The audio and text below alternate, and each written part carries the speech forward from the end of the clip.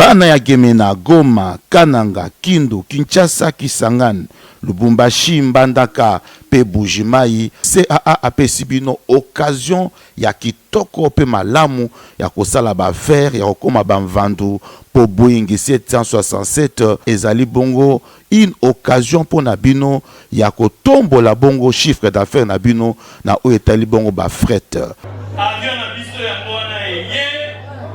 donc sala na yango mosala moto abangisa moninga moto akabela moninga ezali te soki napesi yo biloko lobi koya lisusu awa te avion na bino yango wana eye tosala mosala lutu tokomema kopo tokomema sani tokomema baplastique tokomema friperi tokomema bamoto tokomema mituka tokomema ebakona nzela ya kananga bataba ya bomoi tokomema fumba pe tokomema. CAA, véritable leader dans ma bataille à RDC, azali toujours dans souci à soutenir pe kotombola kitayamboka pe natina wanande Boeing 767 oyo et ye po na kopesa occasion na ba congolais nyonso surtout mingi ba o bazana ba agence ya fret basala musala malam bana mboka société na mino yango yo plus de 32 ans na service na bino pe azali ko continuer ko innover po na kopesa bino chance ya ko améliorer ba capacité pe ba chiffre d'affaires na bino. CAA azali véritable partenaire plus de 32 ans au service de la nation. Et ça va pour vous la vidéo pour la colonne info la journal il y a peuple merci na fidélité peu confiance pour continuer à nango na journal na binoto font la journal pour le chef de l'état Félix Antoine Tshisekedi Tshilombo il a participé qui mokola mardi 15 octobre 2024 on a parlé du peuple la rentrée judiciaire et cour de cassation bolanda reportage oyo elongo na Midjoma Basi Marie-Josée. Magistrat suprême chef de l'État Félix Antoine Tshisekedi assista qui mokolo ya mardi 15 octobre 2024 na palais du peuple na audience solennelle pe foraine ya rentrée judiciaire 2024-2025 na cour de cassation. Rentrée judiciaire eza occasion ya kobwaka miso na sima na exercice écoulé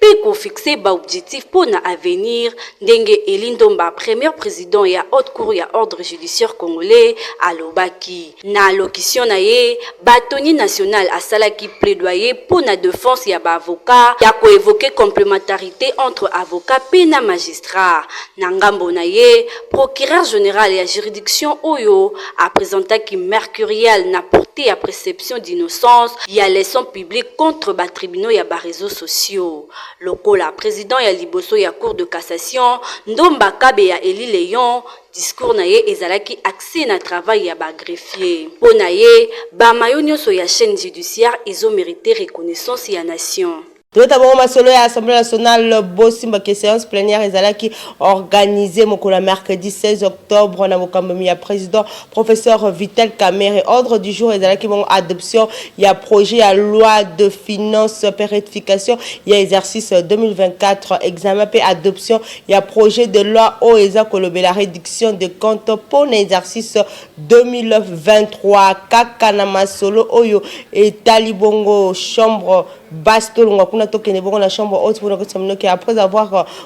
comme sa résolution ya RDC na makambo etali situation sécuritaire pe humanitaire ya est des présidents ya Sénat Jean-Michel Samalukonde na délégation na Union sur la République démocratique du Congo na kuna na 149e assemblée générale ya Union interparlementaire ba sepeli na marque mingi ya attention oyo pe ba avancer oyo République démocratique du Congo ezali ko enregistrer pour na ko sala bon pour la kotombolisa bongo mongongo na ye na ba question sécuritaire Nadine Nasson na ba détail.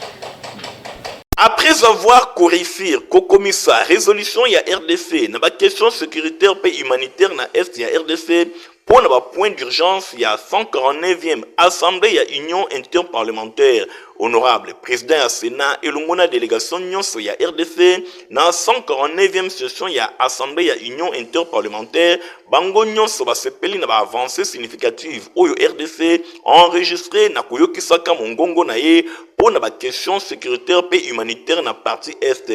Pona yango 4 résolutions ezali retenir na ba point d'urgence ya RDC ezali pe na position ya malamu pe ezalaki soumise na vote pona plénière ya UIP na RDC azui vraiment suffrage na session oyo azui 121 voix contre 80 voix ya session ya mbula eleki selon règlement ya UIP kaka résolution moko esengeli eleka ndenge ba disposition ya article 11 alinéa 2 ya règlement intérieur ya UIP pour la session oyo ezali bongo ba résolution ya Palestine, ya France, ya RDC, pe ya Argentine. Après vote ya ba membre bazalaki présent, résolution ya France yango eleki poete ezali kokotisa ba différentes questions oyo ezali kotala ba pays na situation sécuritaire moko ya mabe ba conflit armé kasi liboso vote professeur André Mbata na kombo ya président ya Sénat a rappelé ki na plénière ba raison oyo nyonso ezalaki fondé par rapport ya makambo oyo bango balobaki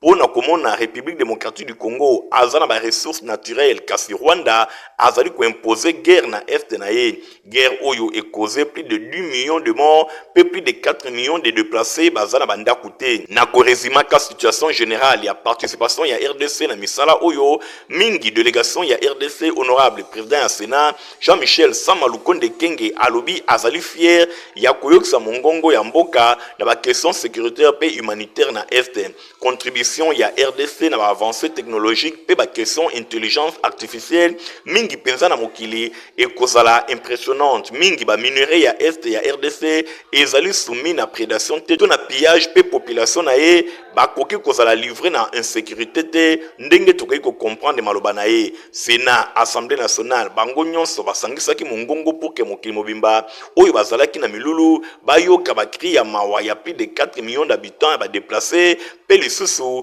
10 millions ya ba mort na tragédie ya est ya RDC bosimba ke RDC atenaki kozala na milulu oyo ya 149e session ya assemblée parlementaire ya IIP na rôle ya diplomatie penepene ya premier diplomate ya mboka Félix Antoine Tshisekedi Tshilombo pona komema mongongo ya RDC pe na ba thématique oyo ezalaki annoncé ko exploiter science technologie innovation pour avenir moko plus pacifique et durable bango nyonso batali ke RDC a enregistré ba avancée na 3 secteurs oyo kaka na point de vue législatif pe lisusu na action gouvernementale bato nyonso batali ke bazali bongo partie prenante bakter moko na ba question intelligence artificielle parce que bango bazali ko participer na ba minerai ya République démocratique du Congo pour na ko faire avancer technologie bango nyonso bazali parmi ba grands producteurs ya ba principaux minerais boye RDC a souligné que contribution na ye et kozana litomba mingi surtout RDC sengeli azana sécurité pe kimia par rapport ya makambo nyonso ndenge ezali kosalema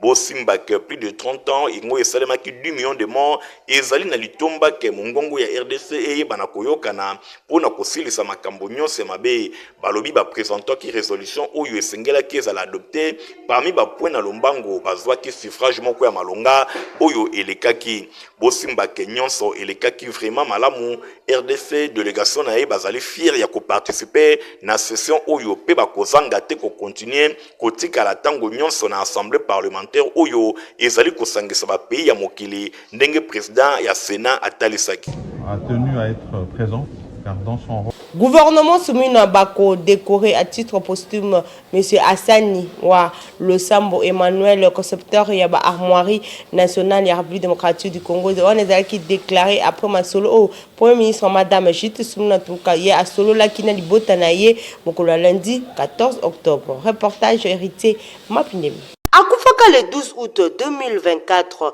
M. Hassani Walosambo Emmanuel, concepteur ya armoirie nationale ya République démocratique du Congo, Premier ministre Madame Judith Soumina Tuluka, accorda kibongo audience na famille ya illustre disparu, ou même qui est pas ministre ya culture et art et patrimoine, Madame Yolande Elebe. Na délégation otomona ki présence ya ministre de l'environnement Eve Bazaïba o azalipe notable ya Grande Orientale gouvernement a s'engager ya kozo en charge Bob Sek ya concepteur ya armoirie nationale oyo mboka na biso ezali ko utiliser depuis la section ya indépendance. Bosimba ke grand homme oyo ya patrie reconnaissance na ye epai ya chef ya gouvernement oyo alingi a rendre yo ba hommage mérité ya digne fils ya mboka. Premier ministre a informé na famille que gouvernement a ko décoré illustre disparu pour honorer grand héritage oyo patrimoine atike la biso. Bosimba ke pour la petite histoire destinateur oyo azalaki bongo soumise na chancellerie des ordres nationaux na Kinshasa le 20 juillet 1961 na cadre ya concours national au organisaka na gouvernement le 18 juillet 1961 P. Azalaki plébiscité vainqueur dans l'ordonnance loi le 30 juin 1963 où Azalaki signé par président Joseph Kasavubu à Botamaka na Kisangani chef-lieu ya province ya Chopo na nord-est ya République démocratique du Congo. Emmanuel Hassani akufaki na âge ya 77 ans. Azalaka ko dessiné a dessinaka armoirie ya République démocratique du Congo tangu kutu azalaka élève na communication oyo ya réunion basalaka na conseil des ministres le 30 août. Premier ministre a évoqué ka dossier na ye ya obsèque ya Hassani wa Losambo pe basulina ke bakofrier ba funérailles moko ya kitoko azali ko mériter décoration à titre posthume pour la reconnaissance au asala esprit pour Namboka. Chef ya gouvernement a décidé que obsèque ya concepteur oyo ezala bongo malamu. Dans cette éducation, boye baké grève ya ba enseignants ya ba école publique za kokoba se kokoba pe silence na part ya gouvernement et comme ko bangi sabato. Pour la réflexion héritier mapinemi. Batu ebele na République démocratique du Congo, ba parents pe lokola ba élèves, bazali kokamwa silence ya gouvernement souminois, gouvernement oyo batu ebele batsaki elika komona likambo etali gratuité ya enseignement na RDC eye banako koba na ndenge ya malamu, ndenge ebandaki bambula eleki. Kasi depuis rentrée scolaire et salemaki le 2 septembre 2024, ba élèves ebele ya primaire, ya ba école ya l'État, oyo bazalaki prise en charge na l'État, oyo bande ko bénéficier gratuité, enseignement ezali ko pesa mate, ba élèves ebele ba vandi na bandako, misusu bazali ko kende, kasi ba porte ya ba école ezali ya kokanga, ba enseignant pe ba responsable ya ba école bazali ko repousser bango, bazali ko zongisa bana na ndako, likambo oyo ezali ko kamwisa pambate komona ke chef de l'État, Félix Antoine Tshisekedi Tshilombo, a betaki fete na likambo etali gratuité, ataki yango lokola cheval de bataille na ye. Kasi lelo ekomi bafoué, tozali koyeba te raison vraiment ezali nini. Pambate depuis le 2 septembre, ba enseignement ezali kopesa mate. Zokande na bekol mususu oyo Minerval bazali kofuta, bana bazali kotanga. Ezali kaka bekol ya l'État. Kasi bana oyo babande ko bénéficier na gratuité, bangonde bakomi vraiment sacrifié. Kalamingi te ba marche et salemaki na province ya Congo central, Minduki e betaki kuna, ezalaki ba élève bakitaki na balabala po na kosenga na balakisi na bango, baye bana kozongela nzela ya mateya, pe l'État aye bana ko résoudre likambo oyo. Kasi kino leloyo, eloko moko nanu esalamite, ministre ya enseignement primaire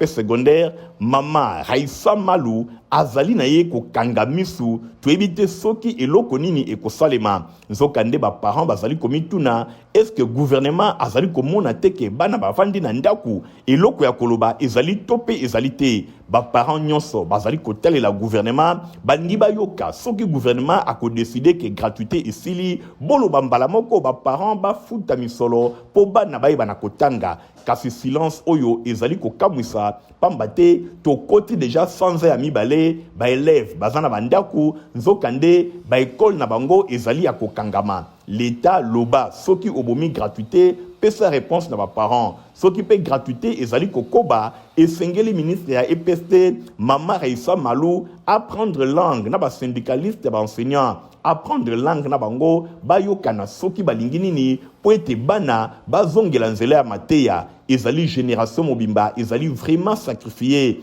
Papa Félix Antoine Tshisekedi Tshilombo batu babetelaki maboko na likambo etali gratuité kasi oyo ezali kosalema tomoni ke gouvernement nde azali koboma makambo etali éducation na mboka na biso pamba te soki bomona ke bokoki te ebongaki botika baparent bakoba na kofuta mbongo kasi lokola bodesidaki gratuité bomema yango ntina suka botika kokanga misu bana bavandi na bandako gouvernement azali koloba eloko te pendant 2 mois ezali irresponsabilité.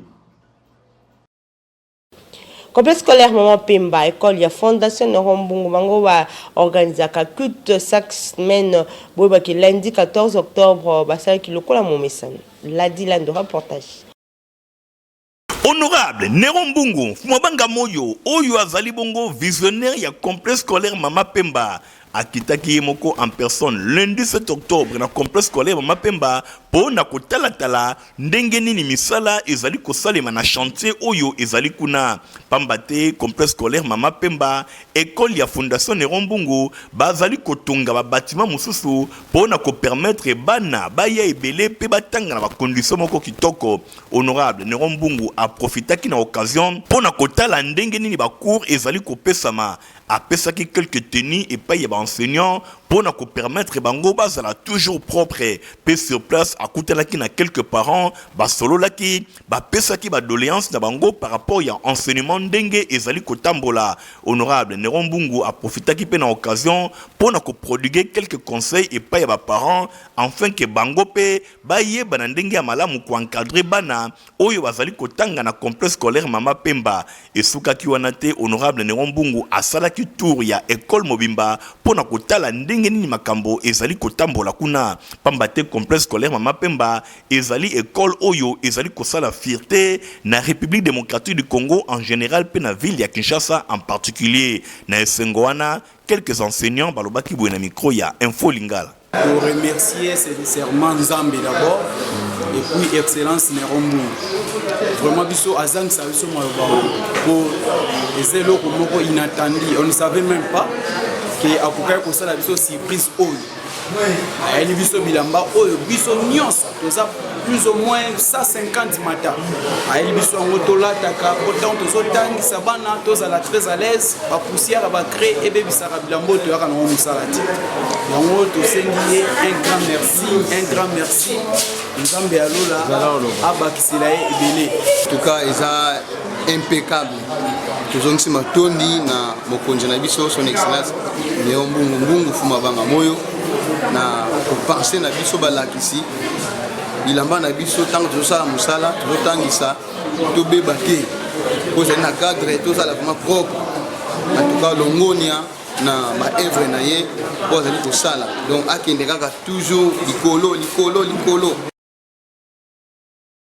Compagnie africaine d'aviation CA na mokuse bâti pour na ba passager Boeing 767 cargo pour na ba fret na bino. Bana ya Gemena, Goma, Kananga, Kindu, Kinshasa, Kisangani, Lubumbashi, Mbandaka, pe Bujimai, CAA apesi bino occasion ya kitoko pe malamu ya kosala ba faire ya kokoma ba mvandu po Boeing 767 ezali bongo une occasion pour na bino ya kotombola bongo chiffre d'affaires na bino na o etali bongo ba fret. Avion na biso ya mwana eye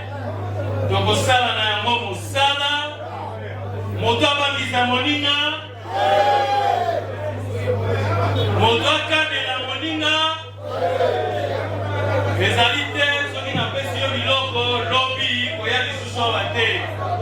avion na bino yango wana eye tosala mosala lutu tokomema kopo tokomema sani tokomema ba plastique tokomema friperi tokomema ba moto tokomema mituka tokomema ebongo na nzela ya kananga bataba ya bomoi tokomema pumba pe tokomema. CAA, véritable leader dans ma bataille à RDC, azali toujours dans souci à soutenir pe kotombola kita ya mboka pe na tina wana nde Boeing 767 oyo eye po na kopesa occasion na ba congolais nyonso surtout mingi ba o baza na ba agence ya fret basala musala malamu bana mboka société na bino yango oyo plus de 32 ans na service na bino pe azali ko continuer ko innover po na kopesa bino chance ya ko améliorer ba capacité pe ba chiffre d'affaires na bino. CAA azali véritable partenaire plus de 32 ans au service de la nation. Pour na bino nyonso bozana posa ko voyager kokende États-Unis d'Amérique bo bakeba solo ya DV Bandi Cyber Eric ya mwana mboka Eric Mwamba baza kubetisa DV loterie kuna ti mokolo ya le 4 novembre 2024 bo le kalba Cyber Eric nyonso.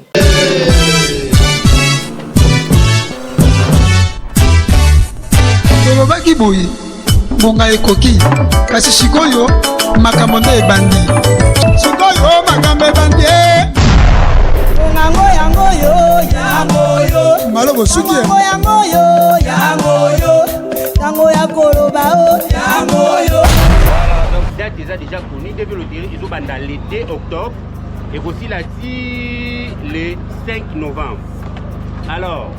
tu es déjà dans la matériel de besoin mon andi ba fond la bon na matériel la sika on va ngati donc mon konza de veloterie aye le net au solo bana ba preuve zo la kisa OK ba ikolo yo ba période yo et dans la période oyo ba li gablo et komara ba agence de voyage ba restaurant et komara ba agence de voyage au moment na ba comédien ba fongoli ba gablo na bango ba ekota ba beta de veloterie. Il y a un sabbat à Kinshasa. Le matériel, c'est la qualité à dernière cri. Tout ce qu'on petit développé, on a besoin de travel au suite, fan de sa famille. On est là sur comme Nangadi. Au bilan, on va à Néo. On va le visa. Les bons on a ordinateur, il y a Stika, il y a dernière prix. Au fond, là, au fond, à Bobimisa. Na minute au mon agence mon côté au mon cyber café mon côté ba tu bazo zo ba visa ba okini ça na ba agence de travel. Alors vous ça la maïel vous qui ba bali gablo ils ont pour on a mikolo ko comme agence de voyage et ko comme ba beta développer mais ke ba to nyo ba gagner qui hier ba yaki pendant na pété ba prise en charge. Prise en charge est comme très difficile. États-Unis comme une complication grave. Donc ceux qui osent la prise en charge de mutao yamba ote ba couper ça yo visa ti ba opimela. Ya on a ici ba tunyoso. Oyo obeta libanda. C'est un problème nangati. So obeti libanda na ozo prise en charge. Maison de soins Magie Marie Fou oyo kuma makabongo pa docteur Zimamoto ye aza kosunga maladie ya ndenge na ndenge plus de 99 maladies pour na bien-être de la population. Christian Kangebeni a pesi bino ba détail.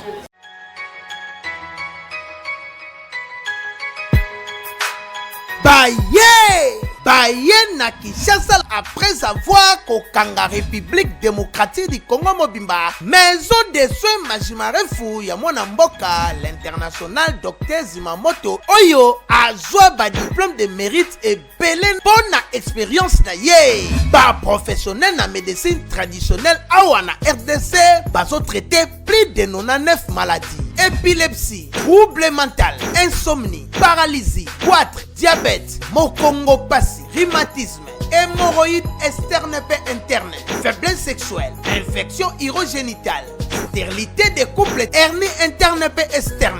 myome, kyste, appendicite, asthme, carie dentaire, problème ya misu, na ba maladie ya ndenge na ndenge. Bazali na ba produit très efficace sur base ya ba plante naturelle. Pe misusu ezouta na mboka ya papaya lokola Indonésie, Malaisie, Philippines, États-Unis d'Amérique pe Canada.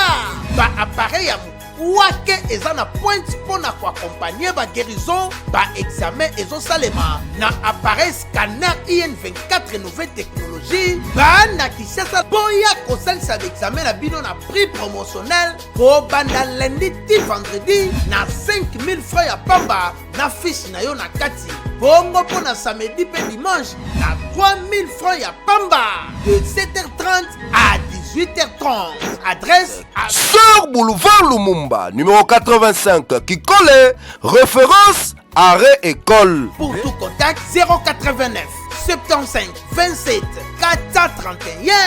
La maison de soins Magie Marie Fou traitement terrible.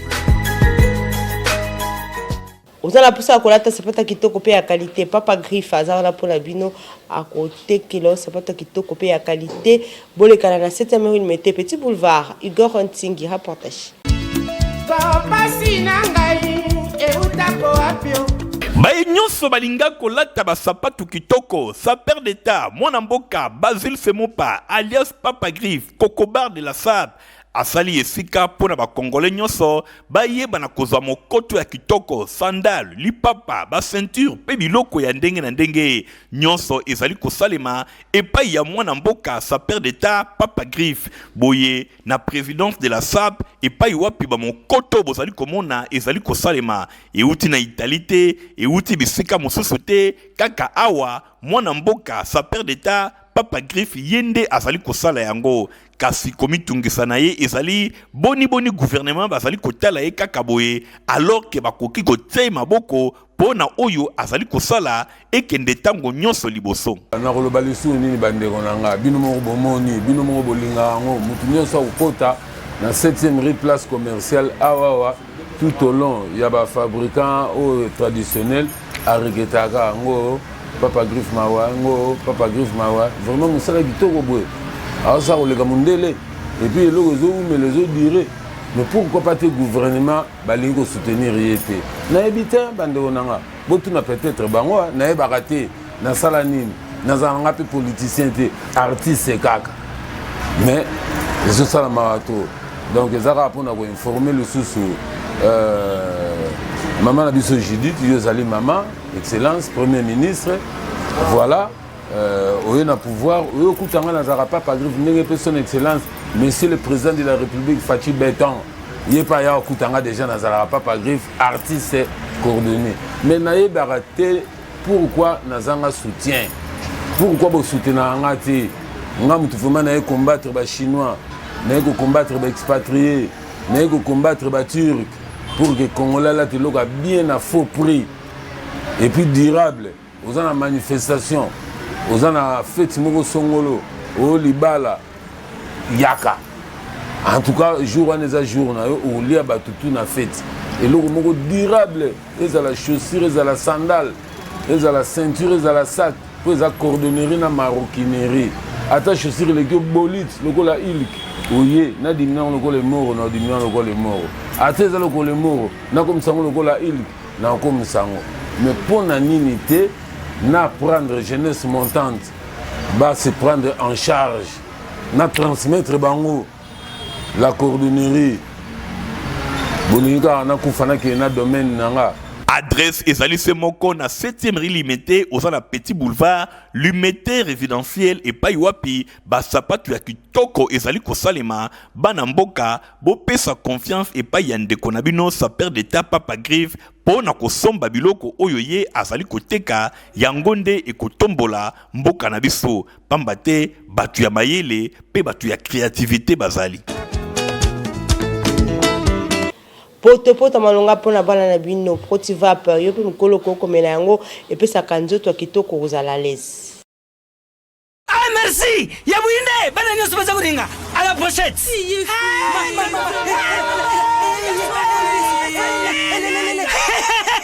Vous allez quoi mais protivap est tonne de protéines et énergie. Ah papa merci pour les protéines